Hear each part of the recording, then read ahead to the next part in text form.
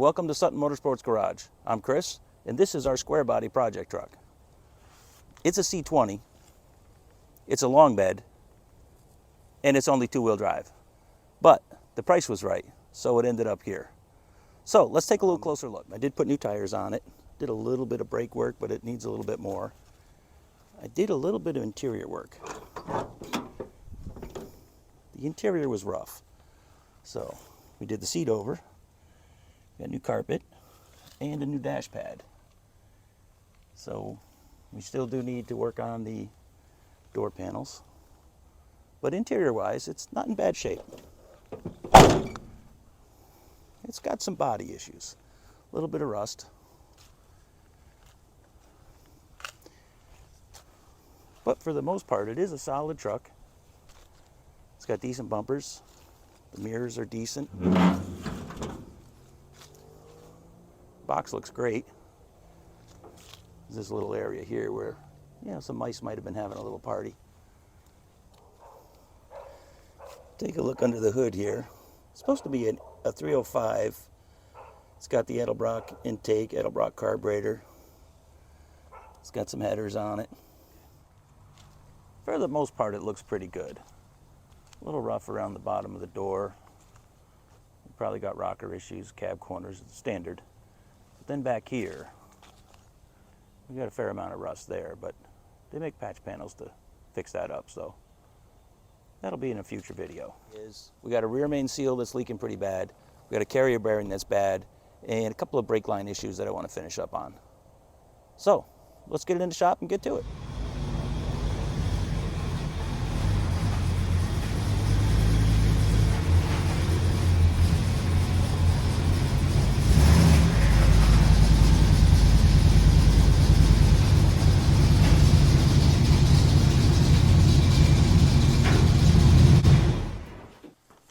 All right, first thing we're going to do, we're going to remove the inspection cover and see if we actually do have a rear main seal leaking.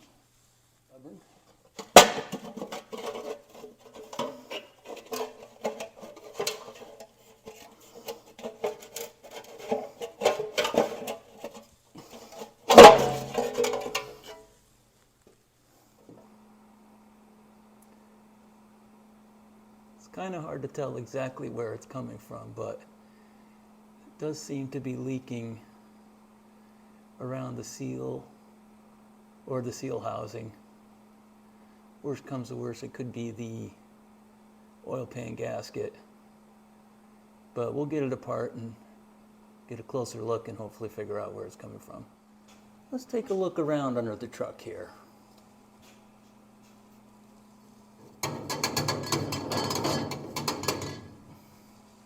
That could be the noise I hear when I go over bumps. And let's see what else we got.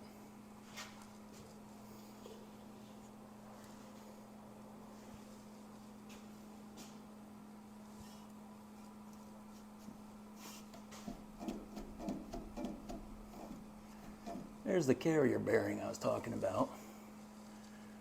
It's a little bit loose.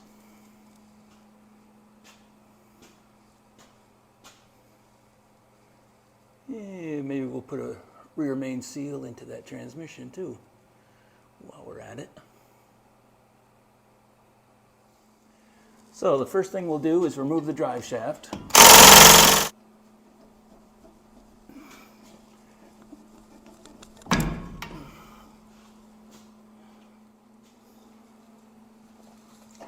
I'll remove the carrier bearing to get the front drive shaft out.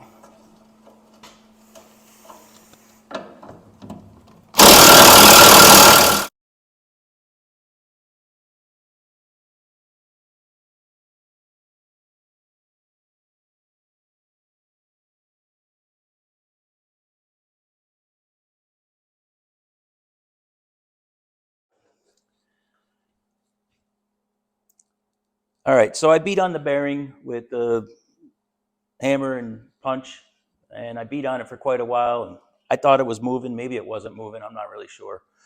So then I decided that, you know, when all else fails, get a bigger hammer. And I started beating on it with the hammer.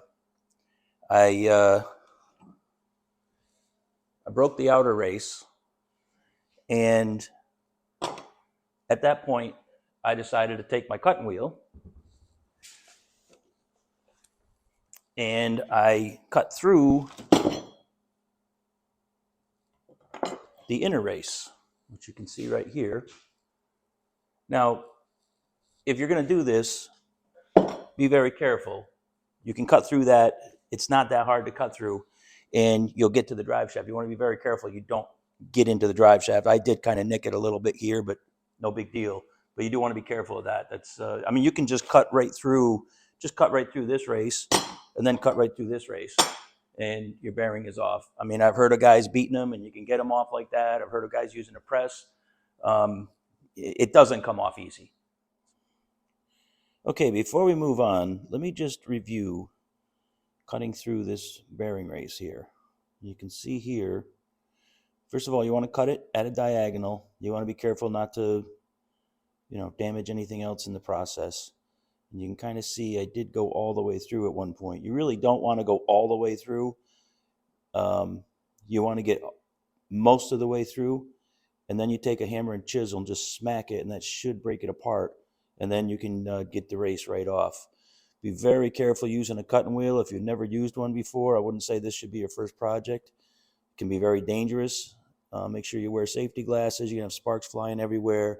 Make sure you have your work secured so you get a good grip on everything. And this thing will cut your finger off a lot faster than it'll cut this race. So be very careful with that. But anyway, that's how you do it. So you want to get most of the way through, and then take a hammer and chisel, smack it, and you should be able to slide it right off. The new bearing will slide right over here, and you get up onto the surface there. And then you can take a piece of pipe. Now, I happen to have this piece of pipe. I've heard of using PVC pipe. You just want a piece of pipe that's going to fit the inner race of the bearing and not damage anything else in the process. This piece of pipe actually fits nicely.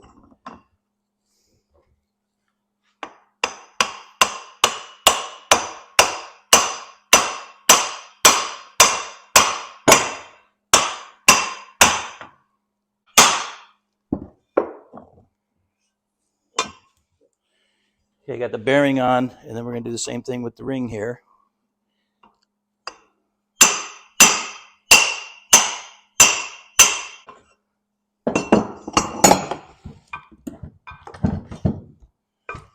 And there you have it.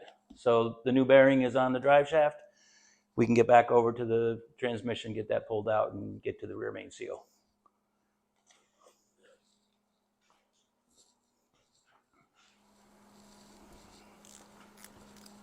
I kind of jumped the gun putting the truck up in the air. I actually need to disconnect the TV cable from the transmission, which on a 700R4, that's what controls the transmission.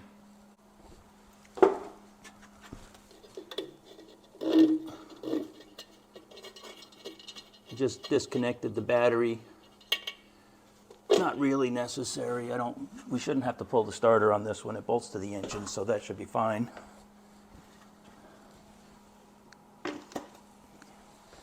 But not a bad idea just in case.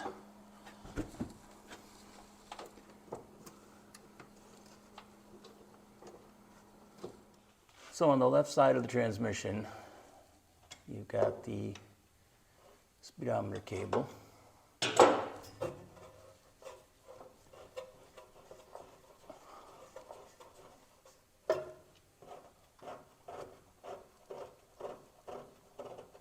Right in the tail shaft housing. That cable looks a little beat up. Then, I don't know if I can get you close enough here, but on the side,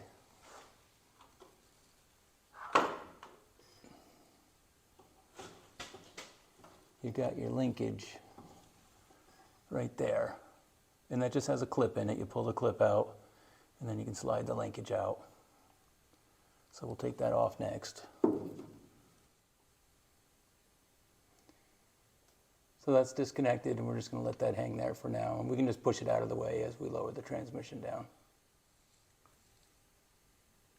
Now on the right side of the transmission, you've got the cable, which we disconnected from up above, so we can just let that hang. And you have the cooling lines, and those are just fittings, so we'll loosen those up. So the cooling lines are a little bit tight where they're at. So I decided to pull the converter bolts, then I'll do the cross member. I can lower the transmission just a little bit and make it easier to get to those lines. And then we can do the bell housing bolts.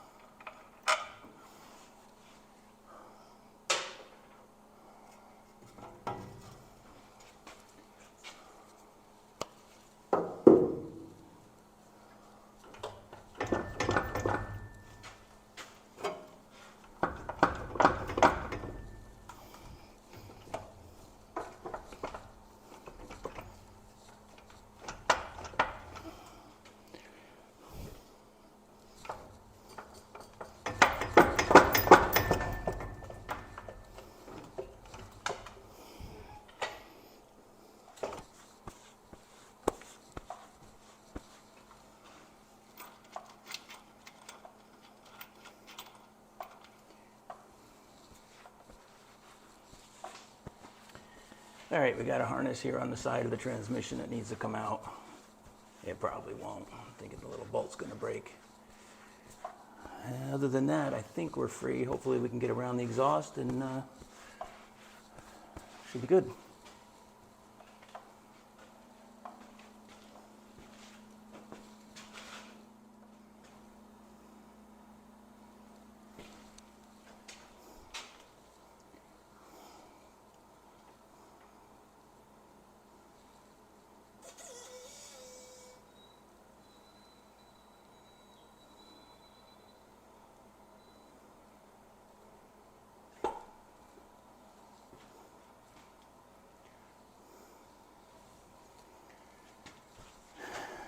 Well, somehow I managed to get that little bolt out of there, and the wiring harness came off, and the transmission is out.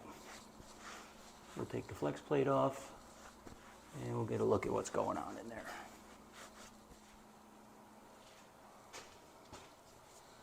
All right, we got the seal loosened up here. You got these three little slots, and I got a screwdriver in there, tapped it in, and just pry the seal right out.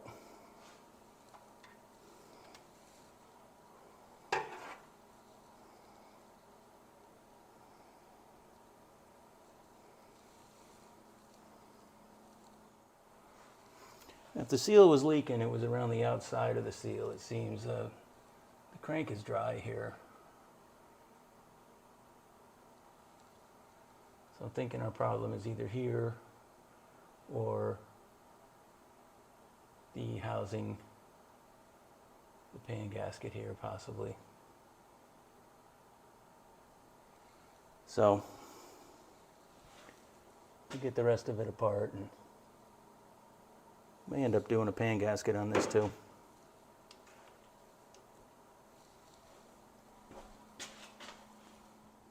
Took a trip to the parts store. I did get an oil pan gasket for the engine. So I'll change the oil pan gasket, I'll change the rear main seal, I'll change the housing gasket. I did the front and rear seals on the transmission already. So let's get started. I drained the oil out of the pan. I removed the oil filter. Turns out, good thing I disconnected the battery because we did end up pulling the starter now anyway. I have that zip tied up against the header there out of the way, hopefully. So let's start working on the oil pan here.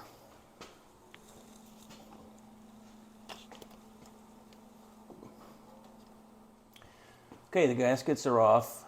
I got the surfaces all cleaned up. I'm ready to put the housing back on with the gasket.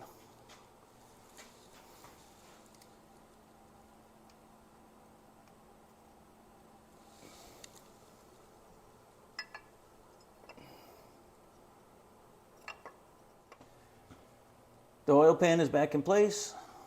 I got the starter bolted back in. I put the oil filter back on. And next thing we'll do is we'll put the flex plate back on.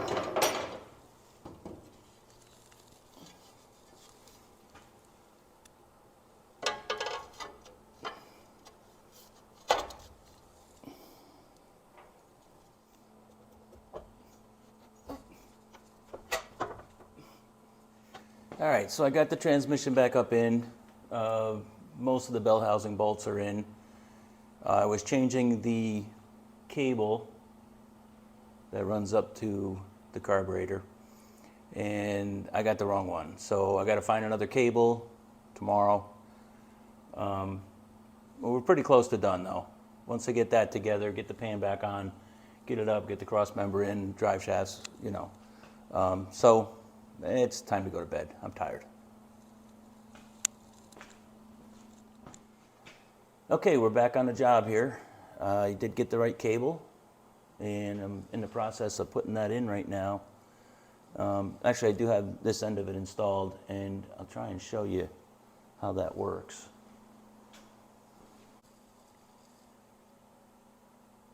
So there's where the cable comes down through right there. There's a little rod that attaches to the cable end, and then it comes down in and hooks into this lever right here. So in order to actually put that through the lever, you take these two bolts and this whole bracket, this bracket here comes right off, okay? So it's pretty easy to do. And then I can pull on the end of, and you can see what it does there. That's when you pull on the cable, and there's actually this valve right here that it's pushing in. So that's how that works. Then at the front of the transmission, there's a hole right here. That's where the filter goes up in. So you got this here.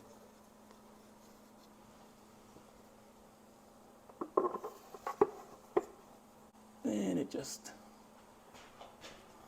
pushes up in there and just hangs there from the bottom. Make sure you got it pushed all the way up in.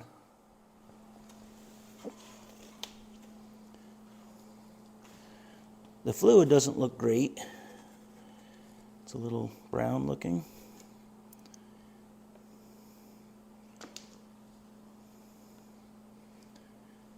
But the pan doesn't look horrible. There's not a lot of clutch material built up.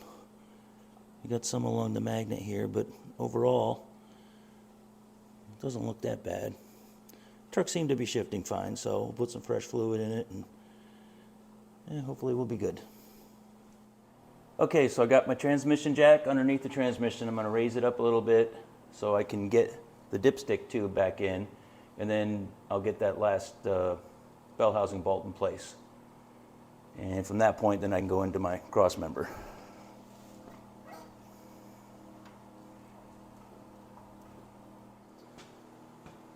Okay, the dipstick tube is in. Bell housing bolts are all in. I got the cross member back in place, all bolted in. I'm going to put the front drive shaft in place.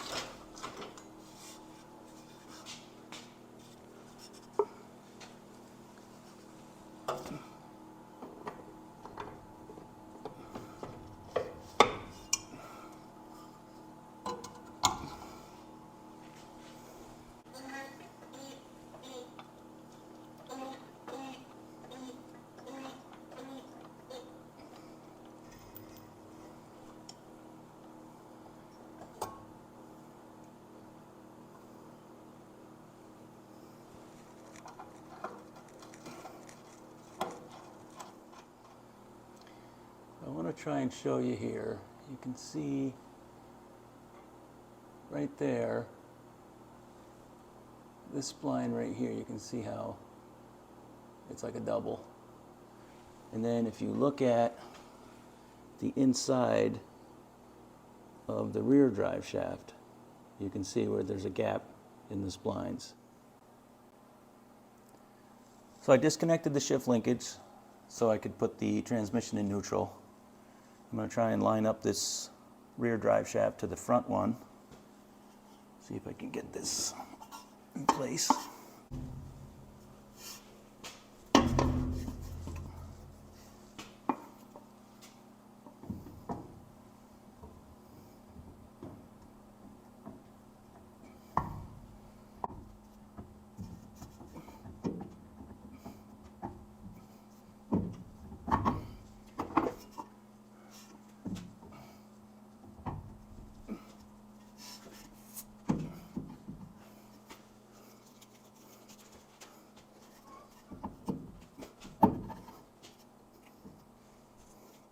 The rear drive shaft is in, bolts are all tightened up, shift linkage is hooked back up, so the drive line is complete. I'm going to have to add fluids and connect some things up above, but for now we're done with the drive line. I'm going to move on to brakes. I got a brake hose in the back here to replace, and the left front brake hose. I did the right front already because there was no fluid coming through it at all. This truck sat for a while. And when trucks or cars, whatever, sit for a while, the rubber parts and the brake lines are usually going to be an issue. So I'm just going to change them all and get that all out of the way. So here's the left front brake hose. It goes from the caliper and up through the frame.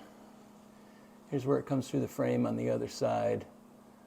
Loosen up the nut that holds it in place, and the line already started dripping, so I'm going to have to replace that short piece of line there. And that comes over here into this valve right there. So I'll take the line all off. I'll take it all off together, and I'll make up a new line and put the new hose on. All right, so this is the line. And I mean, this is, I don't know how well you can see, but it's rusted right there. I mean, it's like nothing to get that to just break right off. Like that was ready to go. So yeah, good thing I'm doing this. All right, so I fought with my flaring tool there, and I made up a line that looks like it'll probably work. I'm gonna go ahead and try and screw that in there. So there's the new line. I don't know if you can see here, but it hooks up right into there. And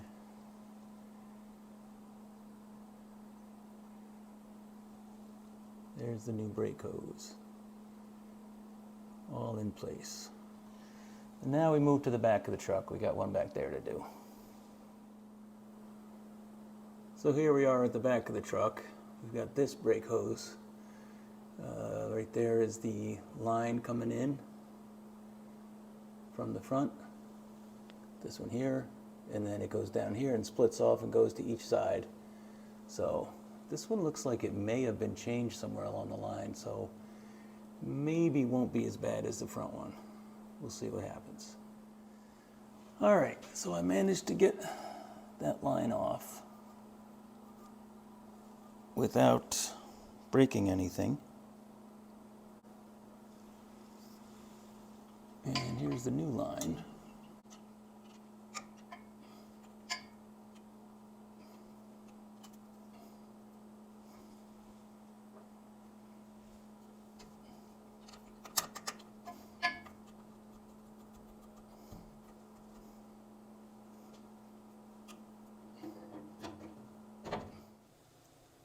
Okay, so the rear brake line is done, and I removed the shocks, and you can see up above there the upper mount broke. Well, that one was loose. I tried to tighten it up and it broke, and that's the left side, and the right side also broke, so I'm going to go ahead and replace both of those. The new shocks came with new mounts, so you can, I don't know if you can see that one. There it is up there.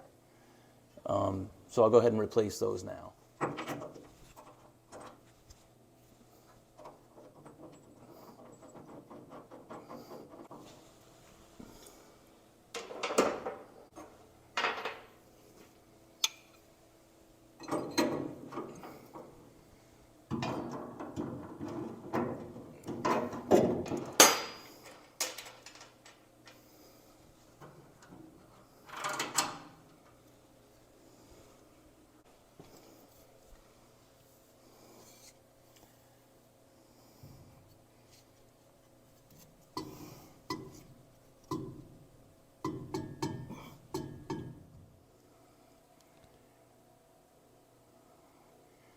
Okay, so we have our new shocks installed, both in place, all bolted in, and it's time to move on to a couple of wheel cylinders.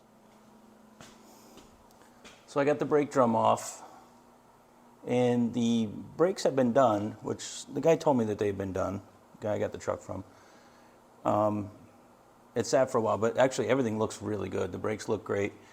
I don't know if the wheel cylinders were done, but there is a broken bleed around the other side. So I'm just going to change both wheel cylinders, and that way I know that they're good. I removed the two bolts and the line on the back. So I'm thinking I can just loosen up these springs here. There we go. So that's off.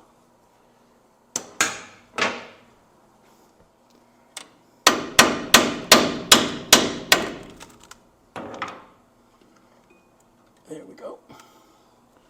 Okay.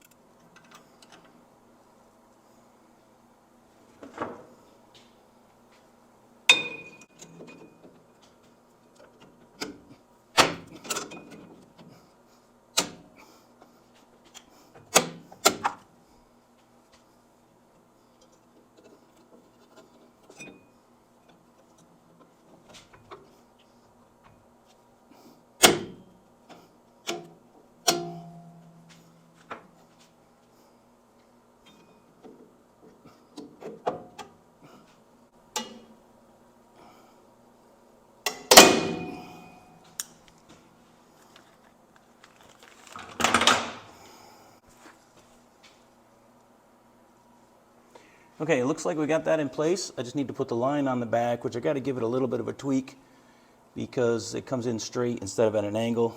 I don't think it's going to be a big deal. And then we got one in, we'll go to the other side and do the other one. Okay, so the brakes are all back together. Time to bleed the brakes. I have my lovely assistant Lisa here who's going to be assisting me. You know what to do? Pump them, hold them, pump them, hold them. She knows her stuff. Okay, so let's get to it. Pump them. Hold them.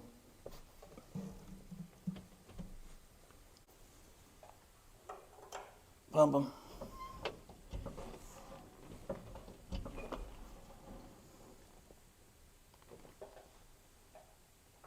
Pump them.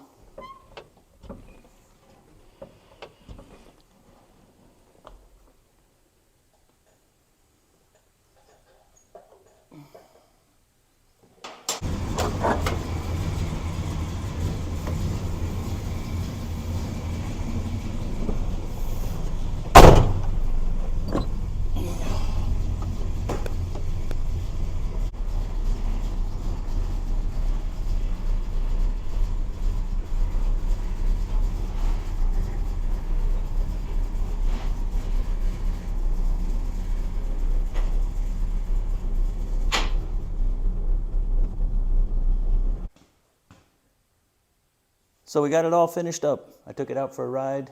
It's nice and smooth. The carrier bearing, that's nice and smooth, working good. Oil leaks are all straightened out. Brakes are working good.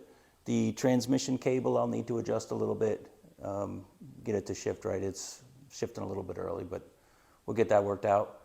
And other than that, we're in pretty good shape for now. I mean, this truck still needs a lot of work, and there'll be more, you'll see more of this truck in the future. So thanks for watching. I appreciate it.